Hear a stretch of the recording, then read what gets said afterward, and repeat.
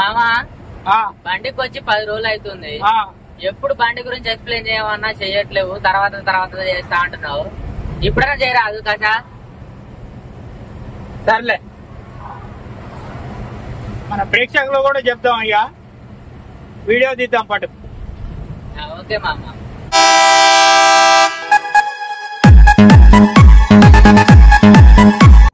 Hi friends, అందరికి welcome to Suryapet truck clocks. ఈరోజు మనం చాలా రోజుల నుంచి అనుకుంటున్నాం బండి గురించి ఎక్స్ప్లెయిన్ చేద్దామని. హెల్పర్ సులువుగా బండి నేర్చుకోవడం ఎలా అనేది చెప్పాలనుకోని వీడియో చేద్దాం అనుకుంటున్నా. అయితే చాలా రోజులు అవుతుంది మనం బండి నడుపుతున్నాం, కానీ ఈ వీడియో అయితే చేయాలనుకుంటున్నాం. ఇప్పుడు వీడియో అయితే స్టార్ట్ చేద్దాం రండి. ఫస్ట్ అయితే మనకు ఇందులో రేడియేటర్ వాటర్ ఉంటుంది. రేడియేటర్ వాటర్ ఒకటి చెక్ చేసుకోవాలి. ఇంజన్ ఆయిల్ కూడా ముందే ఉంటుంది. దానికి 2 ఉంటాయి. ఏది మినిమం గేజ్ ఉంటుంది, 2 చిన్న గేజ్ ఉంటుంది, పెద్ద గేజ్ ఉంటుంది. మాక్సిమం పెద్ద గేజ్ వరకు ఉంచుకోవాలి. చిన్న గేజ్ వరకు ఉంటే ఇంజన్ కొంచెం డేంజర్ లెవెల్స్ లో ఉన్నట్టు. అప్పుడు మనం ఇంజన్ ఆయిల్ అయితే ఖచ్చితంగా పోసుకోవాలి. అది రేడియేటర్ వాటర్ అయితే ఖచ్చితంగా చూసుకోవాలి ప్రతిరోజు. నెక్స్ట్ వచ్చేసి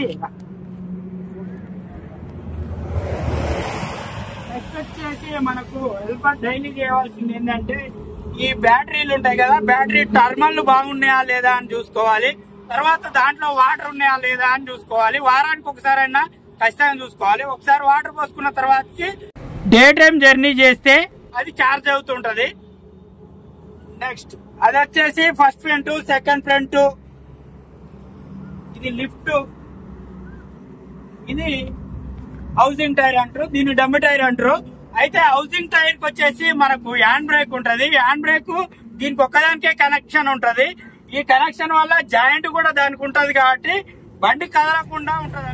మీకోసం ఓట్లు పెట్టి మరీ చూపిస్తున్నా. హ్యాండ్ బ్రేక్ తీయటం అయితే చూపిస్తా.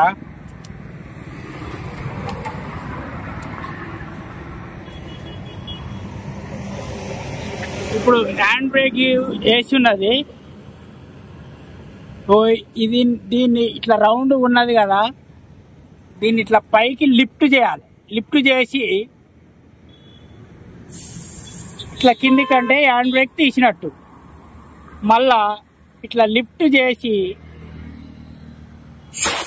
ఇట్లా అంటే పైకి వేసినట్టు పడిపోయింది, కదలదన్నట్టు.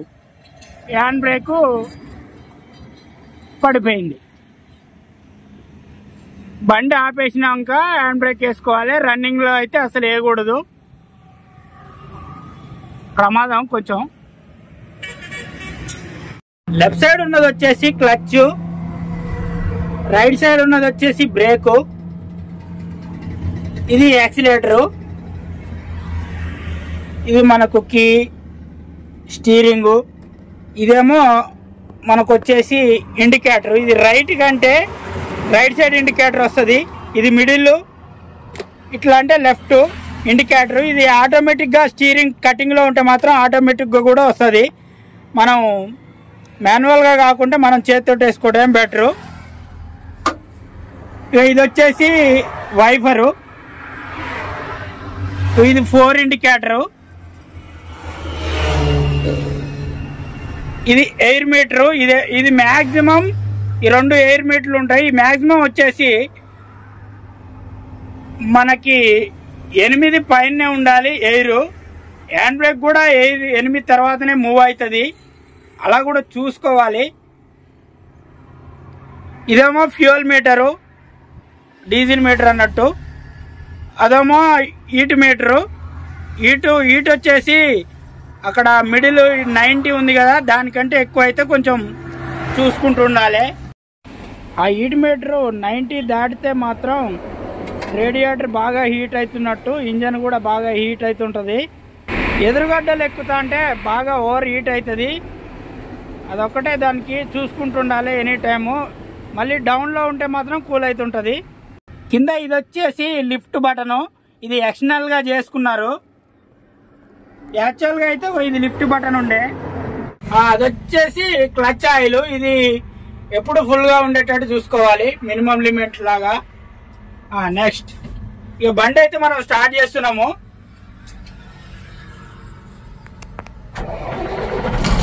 బండి అయితే స్టార్ట్ అయిపోయింది. ముందుగా మనం తెలుసుకోవాల్సింది ఏంటంటే క్లచ్. కొత్త వాళ్ళు ఏం చేస్తారంటే ఫస్ట్ ఈ క్లచ్ పూర్తిగా నొక్కుతారు, గేరేస్తారు.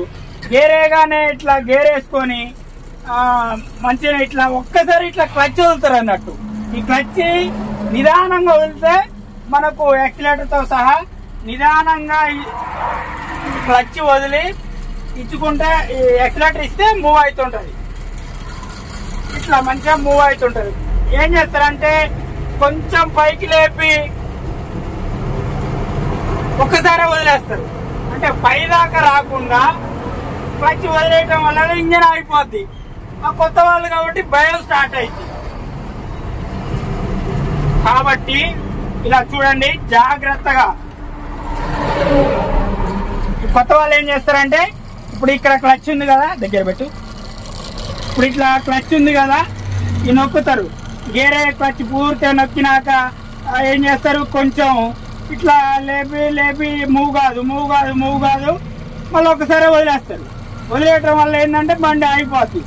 కాబట్టి ఇట్లా మూవ్ చేసుకోవడం అనేది చూడండి, మంచిగా జాగ్రత్తగా మనం మూవ్ అయితే చేద్దాం. బండి చూడండి ఇట్లా నిదానంగా యాక్సిలేటర్ క్లచ్ ఒకేసారి ప్లే అవుతున్నాయి. ఇట్లా బండి స్లోగా మూవ్ అవుతుంది.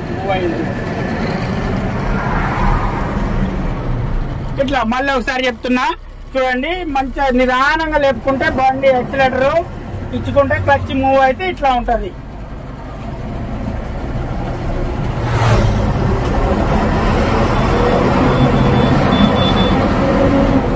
నెక్స్ట్ వచ్చేసి గేర్లు. గేర్ మూవింగ్ వచ్చేసి ఇప్పుడు ఇది 8 గేర్ బాక్స్. అంటే ఇది పాతది కాబట్టి లేదు, దీన్ని మీకు పేపర్ లో చూపిస్తా. ఇది గేర్ ఆర్డర్. ఇందులో డబల్ న్యూట్రల్ ఉంటది, 2 గేర్ బాక్సులు. ఫస్ట్ మనం ఏంటంటే మూవింగ్ గేర్ వచ్చేసి సెకండ్ గేర్ వాడదాం. గేర్లు ఒకటి చూడండి, ఇది సెకండ్ గేరు, ఇది ఫస్ట్ గేరు, ఇది ఫస్ట్ గేరు, సెకండ్ కొంచెం ఇట్లా మిడిల్ అనగానే థర్డ్ ఫోర్త్ మీద ఆగుతుంది. First gear box, third fourth, మళ్ళీ యూతల గేర్ బాక్స్ అంటే 2వ గేర్ బాక్స్ లోకి మామూలుగా ఇట్లా అనుకుంటే ఇది సైడ్ కి వచ్చేస్తుంది. ఇది 5th, 6th, 7 టాప్. ఇది మనకు వచ్చిన గేర్లు. ఇటు కడకని ముందు కంటే రివర్స్ వస్తుంది.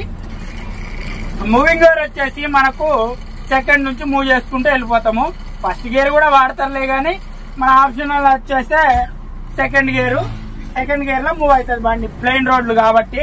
చూడండి బండి అయితే మూవ్ అవుతుంది.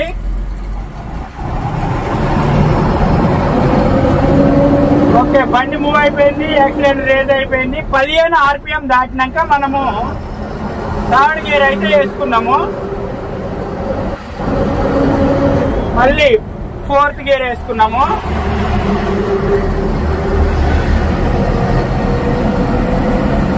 మళ్ళీ నెక్స్ట్ వెంటనే వచ్చేసి యూతల గేర్ బాక్స్ వచ్చేసినాం. ఇట్లా అనుకుంటే ఈ గేర్ వస్తుంది కాబట్టి మళ్ళీ వెంటనే 5వ గేర్ కూడా వేసుకున్నాము.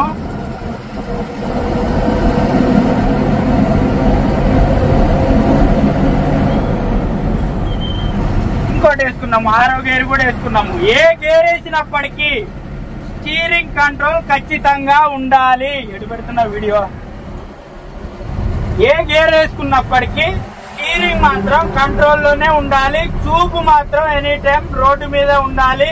మన కాన్సన్ట్రేషన్ వచ్చేసి గేర్ల మీద, క్లచ్ మీద, బ్రేక్, యాక్సిలేటర్ మీద, మార్జిన్ మీద కూడా ఉండాలి. మార్జిన్ కూడా మీకు చూపిస్తా. ఇప్పుడు మనం 7 గేర్ వేసుకున్నాము. మూవ్ కావాలి, 15 RPM దాటినాక గేర్ వేసుకోవాలి. ఏ గేర్ అయినప్పటికీ ప్లెయిన్ రోడ్ లో ఉంటే ఈజీగా ఉంటది. కొంచెం అది అయిపోయింది, మనకు టాప్ గేర్ వేసుకున్నాం, జాయిగా వెళ్ళిపోతున్నాం. ఇది ప్రాసెస్. ఇక టర్నింగ్ కాడ వచ్చేసి దాని గురించి కూడా తెలుసుకుందాం. ఇప్పుడు ఈ రోడ్ లో ఉన్నాం, మళ్ళీ ఆ రోడ్ లో పోవాలి అన్నప్పుడు చూడండి వెనక కూడా బండి వస్తుంది కదా, అది కనపడుతుందా? ఓయ్ అద్దం కనపడుతుందా? అద్దంలో మనకు బండి కనిపిస్తుంది కదా. మనం ఇక బండి వస్తుంది అన్నప్పుడు జాగ్రత్తగా ఉండాలి. ఎంత లెంత్ లో ఉన్నది అనేది మనం అడ్జస్ట్ చేసుకోవాలి. ఇప్పుడు చూడండి కొంచెం టర్నింగ్ అవుతున్నాము. ఈ బండి మనకు అవతలి పోవాలంటే చూడండి ఇటు తిప్పుకున్నాం, కొంచెం మూవ్గానే సెట్ చేసుకున్నాం అంతే. ఇటు కొంచెం వచ్చినాక మిడిల్లోనే సెట్ చేసుకోవచ్చు, అంటే స్లోగా తిప్పుకోవడం వల్ల సెట్ అయిపోద్ది, ఎక్కడ ఉన్నదో అక్కడికి వచ్చేస్తుంది. ఇప్పుడు మనం లెఫ్ట్ సైడ్ రోడ్ లో ఉన్నాం. లెఫ్ట్ సైడ్ రోడ్ నుంచి రైట్ సైడ్ రోడ్ పోవడానికి ఎట్లా అనేది చూద్దాం. ఇప్పుడు అద్దంలో చూసుకుంటున్నాం, ఆడ కార్ వస్తుంది. ఆ కార్ వస్తే మనం రైట్ సైడ్ పోవడానికి ప్రయత్నాలు చేయొద్దు. ఫ్రీగా ఉన్న టైంలో ఇప్పుడేంది మనం రైట్ సైడ్ పోతున్నాం. ఇగో ఇట్లా మామూలుగా ఇట్లా తిప్పుకొని మధ్యలోకి రాగానే సెట్ చేసుకున్నాం. అంటే అది కొంచెం రోడ్డు మధ్యలోకి రాగానే అది ఆటోమేటిక్ గా సెట్ చేసుకుంటూ వెళ్ళిపోతే ఈ రోడ్ నుంచి ఆ రోడ్డుకి వెంటనే వచ్చేస్తుంది. దానికి పెద్ద సమస్య లేదు. మళ్ళీ లెఫ్ట్ సైడ్ పోయి కూడా చూపిస్తాయి. ఇప్పుడు అద్దంలో అయితే చూసినా, అటు చూడు, అద్దం పెట్టు. అద్దంలో ఏం రావట్లేదు. మనం బండ్లు చూసుకున్నామో అద్దంలో బండ్లు ఏం కనబడట్లేదు. ఇప్పుడు స్టీరింగ్ చూపించండి. Left side తిప్పేసుకున్నాం. రోడ్ అటు రాగానే మళ్ళీ సెంటర్ చేసేసుకున్నాం కదా, అంతే. ఇంకేం ఉండదు. ఈ రోడ్డు పోవటం ఆ రోడ్డు పోవటం అది ప్రాసెస్. కానీ వెహికల్స్ వస్తున్నాయా లేదా అనేది ఖచ్చితంగా చూసుకొని అయితే జాగ్రత్తగా వెళ్ళాలి. వెనక వచ్చే వాహనాలను కూడా మనం ఇబ్బంది పెట్టకూడదు. అవుతుంది రోడ్డు ఇంకో చేసేట పెట్టు. అది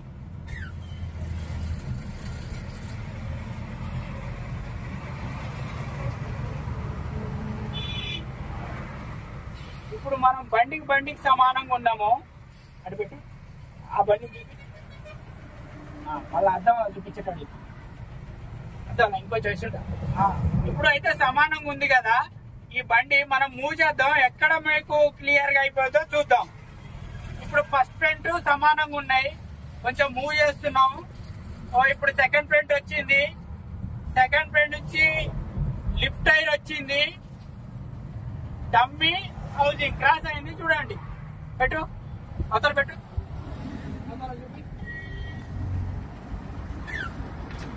దానికి క్రాస్ అయింది, చూసారు కదా. మీకోసం ఓట్లు పెట్టి మరీ చూపిస్తున్నా. హ్యాండ్ బ్రేక్ తీయటం అయితే చూపిస్తా.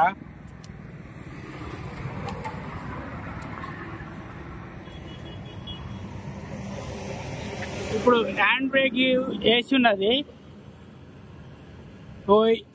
దీన్ని ఇట్లా రౌండ్ ఉన్నది కదా, దీన్ని ఇట్లా పైకి లిఫ్ట్ చేయాలి. లిఫ్ట్ చేసి ఇట్లా కింది కంటే హ్యాండ్ బ్రేక్ తీసినట్టు, మళ్ళా ఇట్లా లిఫ్ట్ చేసి ఇట్లా అంటే పైకి వేసినట్టు పడిపోయింది, కదలదన్నట్టు. హ్యాండ్ బ్రేకు పడిపోయింది. బండి ఆపేసినాక హ్యాండ్ బ్రేక్ వేసుకోవాలి. రన్నింగ్ లో అయితే అసలు వేయకూడదు, ప్రమాదం కొంచెం. బండి పార్క్ చేయడం ఎలానో మీకు చూపిస్తా. ఇప్పుడు డివైడర్ పక్కన ఉన్న టైర్లను తగలకుండా పార్క్ చేయడం ఎలానో ఇప్పుడైతే చూపించడానికే ఇక్కడ లారీ అయితే మీకు ఆపడానికి ప్రయత్నం చేస్తున్నా. చూడండి, లెఫ్ట్ తీసుకోవాల్సి వచ్చినప్పుడు ఇట్లా లెఫ్ట్ తీసుకొని వస్తాము. వచ్చిన తర్వాతకి మనకు పైనుంచి చూస్తే ఇక్కడ డివైడర్ తగిలినట్టే ఉంటుంది, కానీ డివైడర్కి ఏం టచ్ కాదు. అంత జాగ్రత్తగా బండి అవుతుంది. చూడండి, టైర్ పక్క నుంచే వచ్చింది కదా బండి అయితే. అట్లా అందులో నుంచి చూస్తే, బండిలో నుంచి చూస్తే మాత్రం బండి తగిలినట్టే అనిపిస్తుంది, కానీ ఏం తగలదు. మనం ఇట్లా పార్క్ చేసుకోవచ్చు. పర్ఫెక్ట్గా డ్రైవింగ్ చేయటం వస్తే మాత్రం మీకు మ్యాక్సిమం అర్థమవుతుంది. డివైడర్కి అయితే తగలదు, పక్క నుంచే పోయినట్టు అనిపిస్తుంది. ఇట్లా పార్క్ మాత్రం చేసుకోవచ్చు.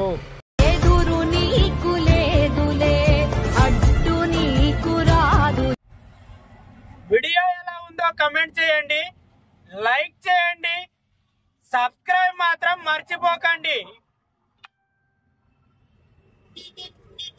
అలానికి బండి స్టీరింగ్ అయితే ఇచ్చిన పర్లేదు, ఇప్పుడే నడుపుతుండు.